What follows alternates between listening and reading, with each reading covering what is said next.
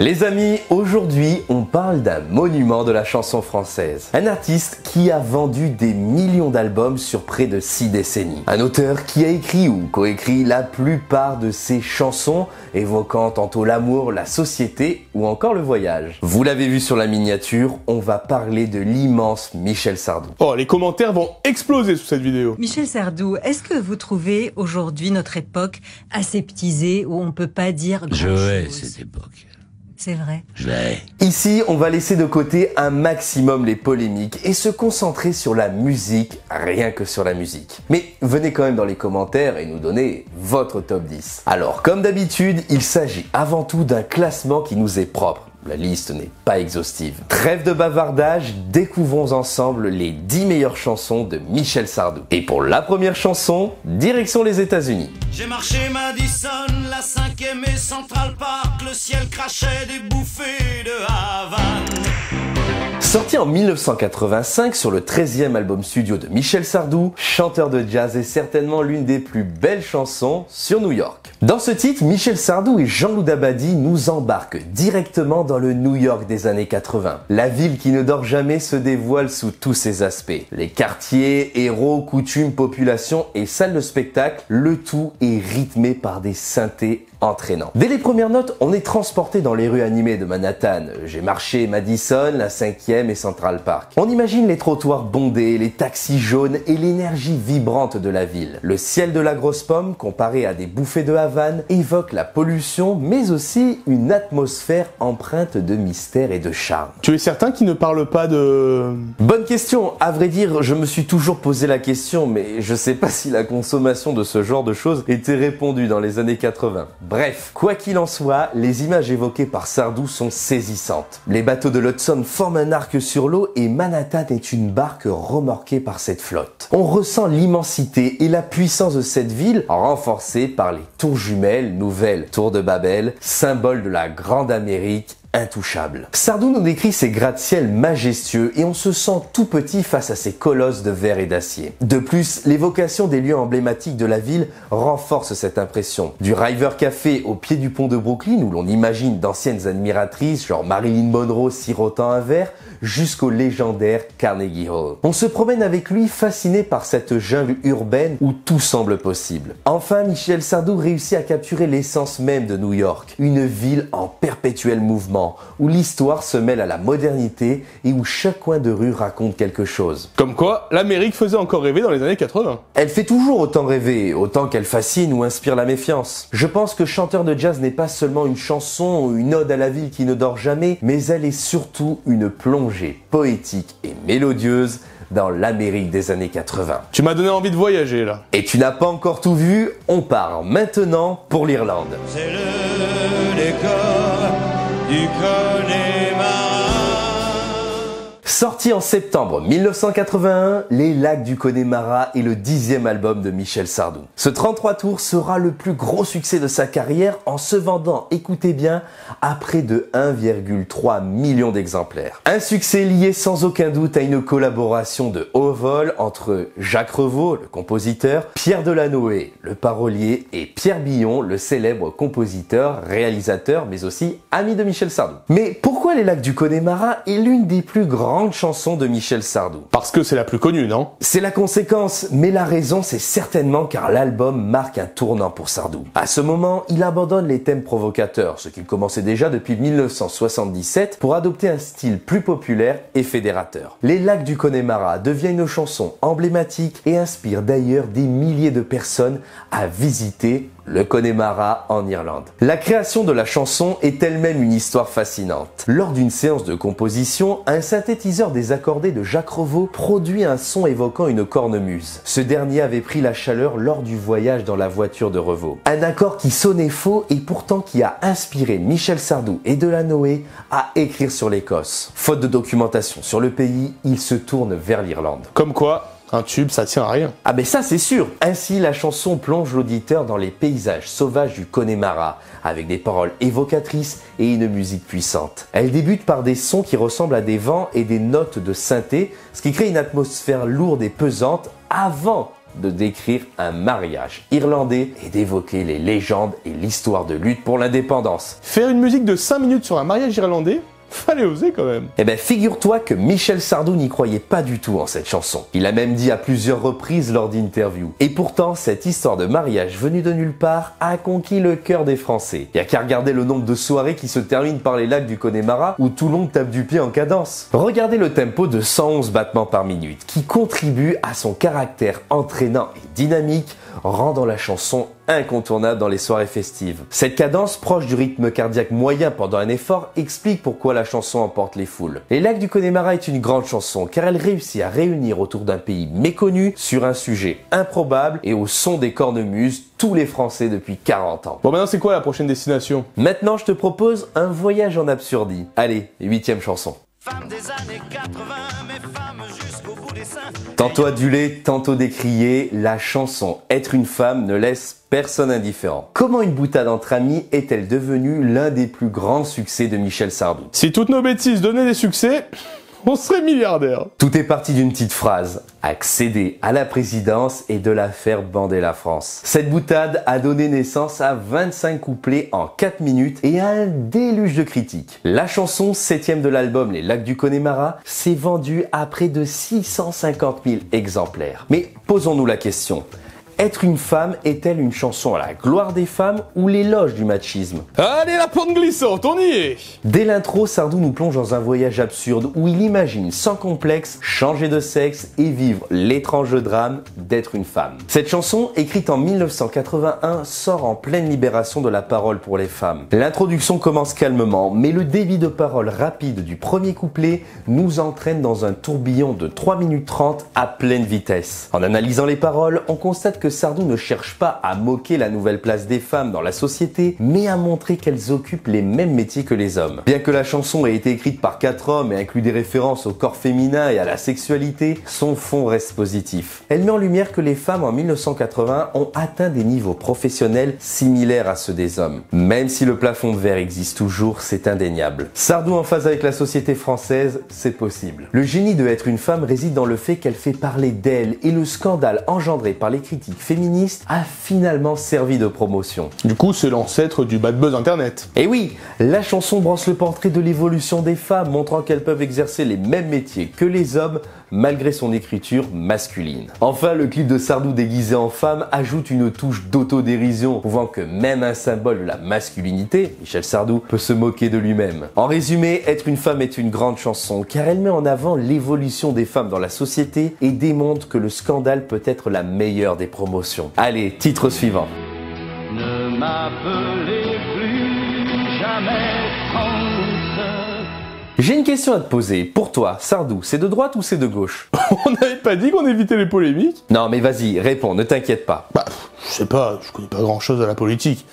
Je dirais ni l'un ni l'autre. Eh bien, figure-toi que c'est une bonne réponse. Car Sardou, enfin ses chansons, sont ni de gauche ni de droite. La preuve, souvenez-vous, en 1975, il chantait ça. J'étais la France, qu'est-ce qu'il en reste?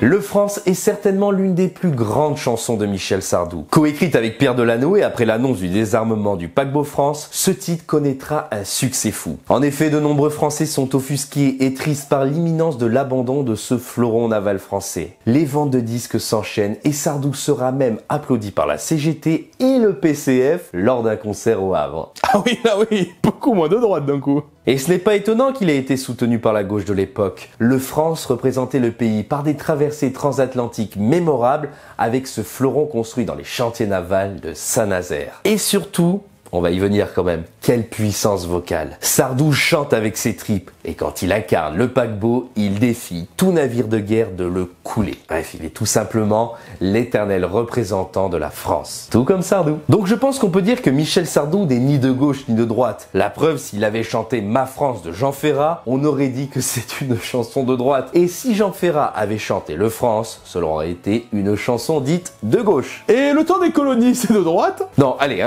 fin des polémiques, 6e chanson.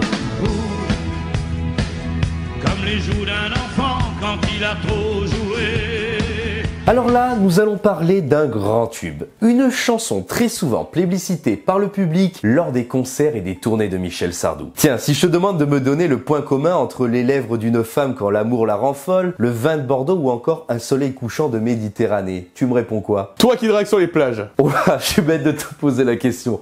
Bref, si tu demandes à n'importe quel fan de Sardou de te citer 10 chansons parmi ses plus grandes, sans aucun doute, il y aura Rouge dedans. Tiré de l'album Io Domenico, sorti en 1984, cette chanson, écrite par Michel Sardou et le grand Didier Barbelivien, se distingue par ses répétitions anaphoriques, où la couleur rouge est associée à diverses images poétiques. Le rouge évoque les lettres d'une femme, le vin de Bordeaux ou encore le feu d'un volcan en éruption. Ah, c'est pour ça ta question. Tu es très vif, toi.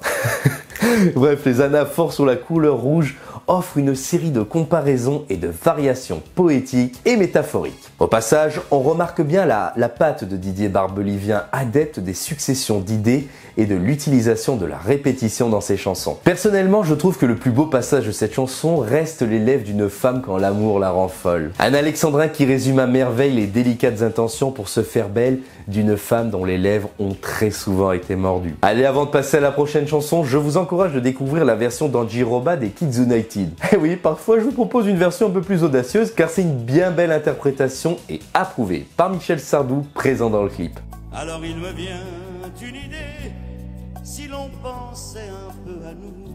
Voilà un titre qui évoque avec tendresse le temps qui passe et qui n'altère en rien nos sentiments pour la personne que l'on aime. Écrite par Michel Sardou et Pierre Delanoë. Il revient beaucoup son nom à Pierre Delanoë. Ah ben oui, mais c'est un sacré auteur, Pierre Delanoë. D'ailleurs, on en parlera peut-être un jour. Bref, écrite par Michel Sardou et Pierre Delanoë sur une musique de Jacques Revaux, Les Vieux Mariés est certainement l'une des plus belles chansons de son répertoire. En effet, Sardou chante la vieillesse heureuse où les protagonistes sont amoureux l'un de l'autre et où le temps n'a eu que peu d'importance face à la beauté de la vie. Pierre Delanoë avait raconté dans une interview avoir écrit et eu l'idée de cette chanson en réaction au vieux de Jacques Brel qui parlait d'une fin de vie triste et morose. Avec son interprète, Delanoë propose à Sardou cette chanson qui dormait dans les tiroirs depuis près de 10 ans. Les deux auteurs retravaillent le texte et aboutissent à une version magnifique. Remarquez la tendresse des paroles lorsque Sardou évoque le temps qui passe et l'envie de faire un pied de nez à la vie pour profiter du temps qu'il reste. Petit déjeuner à l'hôtel, mots d'amour et repos, voilà le programme que tous les vieux devraient suivre. C'est beau, hein.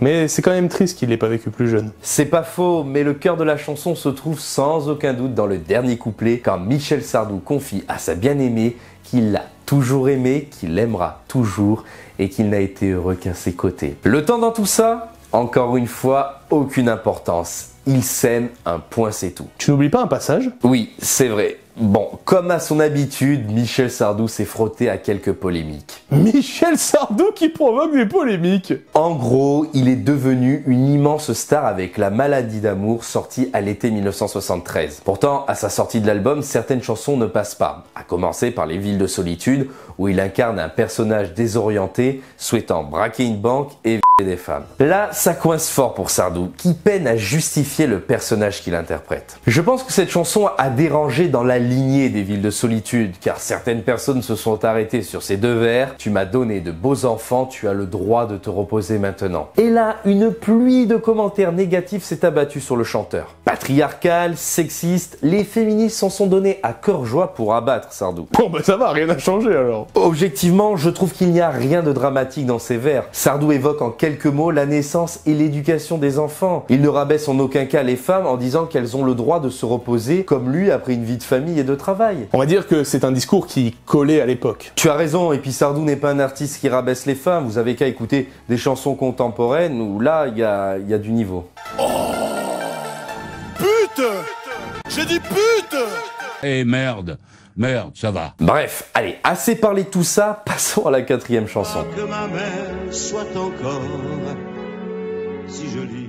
Dernière chanson avant de monter sur le podium, nous allons évoquer l'une de mes chansons préférées de Michel Sardou, Une fille aux yeux clairs. Sorti en novembre 1974, ce titre est écrit par Michel Sardou et Claude Lemel sur une musique de Jacques Revaux. Le morceau aborde un sujet resté totalement inédit dans la chanson française. Il met en lumière les pensées d'un fils pour la beauté de sa maman l'imaginant plus jeune. En effet, Sardou imagine sa mère dans les bras d'un homme, faire l'amour avec lui et avoir des gestes de tendresse pour sa part. Hein? Bon, dit comme ça, c'est bizarre, mais tu vas voir, c'est touchant. Tiens, écoute ce passage où Sardou évoque les souffrances de sa mère sous le joug d'un amant. Et qu'elle s'était donnée, qu'elle avait souffert. Là, nous sommes face à du très grand Sardou, magnifiquement amené par sa collaboration avec Claude Lemel. Sérieusement, qui imagine sa mère dans les bras d'un autre homme? Imagine sa maman coucher et vivre sa vie de jeune fille. Qui imagine la beauté de sa mère qui a envoûté plus d'un homme à part son père? Eh bien, Michel Sardou, dans cette grande chanson et dans un thème resté inexploité depuis. C'est vrai que ça court pas les rues ce thème, et en même temps, qui pourrait rivaliser avec Sardou et Lemel? Tu as tout à fait raison, mais tu sais, la force des auteurs, c'est de trouver un angle différent, une porte dérobée sur un thème que l'on a déjà traité. Allez, prochaine chanson. Elle court la maladie d'amour. On rentre sur le podium des meilleures chansons de Michel Sardou. En effet, c'est la seule maladie que l'on souhaite aux personnes que l'on aime. Véritable hymne aux amoureux, la maladie d'amour est l'une des chansons les plus appréciées de Michel Sardou. En effet, depuis 1973, ce titre fait partie des chansons qui, par leur universalité, touche les cœurs des enfants de 7 à 77 ans. Et je peux vous dire qu'à sa sortie à l'été 1973, cette chanson est devenue un immense tube. Et c'est grâce à ce titre que Sardou est devenu plus qu'une vedette. Il est entré à jamais au panthéon de la variété française. Il est tout simplement devenu une star. Et il faut dire qu'il est super dans cette chanson. Et ben d'ailleurs, Sardou a souvent raconté la création de cette chanson. Jacques Revaux avait fait la musique, mais les deux compères n'arrivaient pas à mettre des mots dessus. Et ça se comprend. Avez-vous remarqué la pureté de la musique ? Tiens, tenez, écoutez. Sardou eut l'idée de ces quelques mots. Elle court, la maladie d'amour. Et c'est à partir de là que l'on comprend que Michel Sardou a le talent de s'adresser à toute une population. D'un sujet ultra repris dans la chanson française, il réussit à faire un hymne intemporel sur l'amour. En pleine nuit, il se réveille, prend son stylo et écrit la chanson. Bon, ça c'est ce qu'il a raconté dans une tournée. Bref, n'ayons pas peur des mots, cette chanson se jouera encore dans la rue 100 ans après la disparition de Sardou. Ah oui, je veux bien prendre le pari aussi. La maladie d'amour reste pour moi un tel monument de la chanson française qu'elle devait faire partie de ce classement, même si je vous avoue que ce n'est pas ma préférée. Et puis il n'y a qu'à regarder le nombre de personnes qui dansent main dans la main quand elles passent dans les bals pop ou dans les fêtes de famille. C'est souvent signe d'un tube intemporel. Allez, deuxième place. À faire pâlir tous les marquis de Sade. En 1976, Michel Sardou, devenu figure de la provocation, sort l'album La Vieille, qui ne manque pas de faire réagir. Alors, les titres qui font polémique, Je suis pour, Le temps des colonies ou encore J'accuse. Vous vous en doutez, ces chansons suscitent des controverses, accusées de défendre des positions provocantes, voire scandaleuses. Mais au milieu de ces débats enflammés, qui iront jusqu'à ce que quelqu'un pose une bombe dans sa salle de spectacle en Belgique, Ah oui, ok, ça rigole pas. Sardou propose aussi Je vais t'aimer, une chanson qui s'impose rapidement comme un pilier de son répertoire. Écrite par Gilles Thibault et composée par Sardou et Jacques Revaux, Je vais t'aimer se distingue par son exploration d'un amour à la fois intense et charnel. Dès l'introduction, inspirée du célèbre concerto d'Aranjuez, pardonnez-moi pour la prononciation, l'auditeur est plongé dans un univers sensuel. Sardou y incarne un homme prêt à vivre une passion sans limite, où l'amour physique devient une véritable déclaration d'intensité. Les paroles sont crues et directes et évoquent cette passion sans tabou, allant jusqu'à comparer l'expérience d'amour à des images audacieuses, presque provocantes. À faire pâlir tous les marquis de Sade, à faire blanchir la nuit ou encore à faire voler nos âmes au 7e cieux. On l'accuse encore à tort de faire l'apologie de la phallocratie. La quoi? Bon, en gros, un phallocrate, c'est un homme qui considère les femmes comme inférieures à lui. Ah ouais, ok. Sacrée accusation. Bah ouais, une belle bêtise, car l'angle de la chanson se veut avant tout charnel. On n'est pas dans le superflu, on ne tourne pas autour du pot, si je peux me permettre, on est dans du concret quoi. Il va lui faire l'amour et il le dit clairement. Bon, cependant, malgré la vigueur des mots, le refrain adoucit le ton, révélant un aspect plus tendre de l'amour. Sardou promet donc un amour qui dépasse les espérances, avec une assurance qui transparaît dans l'emploi du futur simple, je vais t'aimer plutôt que du conditionnel, je t'aimerai, etc., etc. Cette certitude donne au texte une force supplémentaire où l'amour se veut à la fois certain et inébranlable. Le succès de la chanson ne se fait pas attendre. Je vais t'aimer séduit le public en se vendant à 600 000 exemplaires et devenant un incontournable des spectacles de Sardou. Plus qu'une simple déclaration d'amour, cette chanson capture une passion inconditionnelle et demeure l'une des préférées de Sardou, éclipsant même la maladie d'amour dans son cœur. Allez, passons à la chanson qui, selon nous, est la plus grande de Michel Sardou. Là, franchement, t'as déjà donné tous les tubes. Je me demande vraiment quelle est la première place. Et tu vas voir, ça va t'étonner parce qu'elle n'est pas connue des réseaux sociaux. C'est terrible, les réseaux sociaux. Maintenant, tout est des réseaux sociaux ridicules, où des gens s'expriment, quelquefois bien, mais très souvent, c'est des abrutis. Allez, première position. Pour celui qui en revient, Verdun, c'était bien.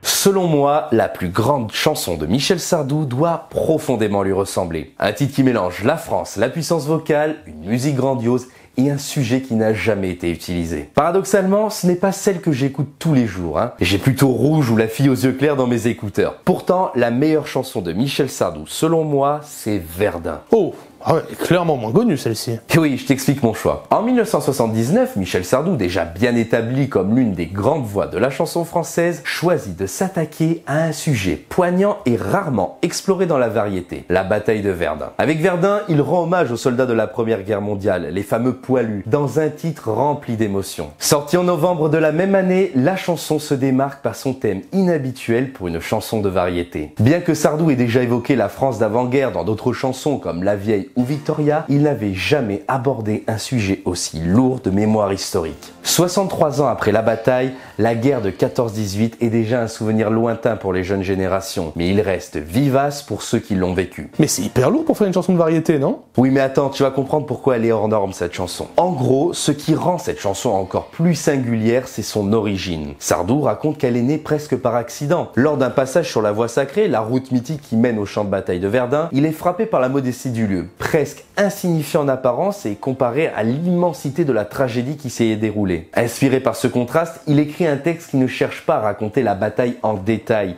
mais plutôt à capturer l'essence de ce que Verdun représente pour ceux qui ne l'ont pas vécu et ceux qui ne l'ont pas connu. Autrement dit, personne n'avait encore pensé à faire ça. Dès le premier couplet, on est dans l'ambiance. Pour celui qui en revient, Verdun c'était bien. Pour celui qui en est mort, Verdun c'est un port. Mais pour ceux qui n'étaient pas nés, qui n'étaient pas là pour apprécier, c'est du passé dépassé. Putain, dit comme ça claque. Et oui, car les paroles de Verdun sont empreintes de nostalgie et de respect, soulignant le fossé entre les générations. Sardou y exprime la difficulté pour ceux qui n'étaient pas encore nés de comprendre pleinement l'ampleur du sacrifice fait à Verdun, tout en rendant hommage à la mémoire collective qui perdure. De mémoire, Sardou était presque désemparé de voir l'étonnante tranquillité qui règne sur ces routes de l'Est. Car aujourd'hui, que reste-t-il de Verdun? Sardou l'exprime en 2 vers. Écoutez. C'est une sortie dans le nord-est, sur l'autoroute de Reims à Metz. C'est une sortie dans le nord-est sur l'autoroute de Reims à Metz. C'est bien dit, non? Allez, n'oublions pas la magnifique musique de Jacques Revaux, renforçant le côté commémoratif de la chanson. On a presque les larmes aux yeux en l'écoutant. D'ailleurs, je rêve que cette chanson soit interprétée lors des commémorations de l'armistice, le tout joué par l'orchestre de la garde républicaine. Ça aurait de la gueule. Et même plus, on devrait l'apprendre à l'école. Ainsi, Verdun devient plus qu'une simple chanson. C'est un pont entre les générations. Un rappel que même si le temps passe, certains souvenirs ne doivent jamais s'effacer. Sardou, à travers cette œuvre, invite donc son public à ne pas oublier les héros d'autrefois, tout en offrant une chanson qui résonne encore aujourd'hui. Vous l'aurez compris, Verdun synthétise tout le talent de Michel Sardou. Sa plume, son interprétation et avant tout le choix des sujets. Servi par son complice de toujours, Jacques Revaux, à qui on doit les textes de Michel Sardou, de Sylvie Vartan ou encore de Claude François, avec comme d'habitude, Sardou signe avec Verdun une chanson qui résume et synthétise à merveille sa carrière et son œuvre.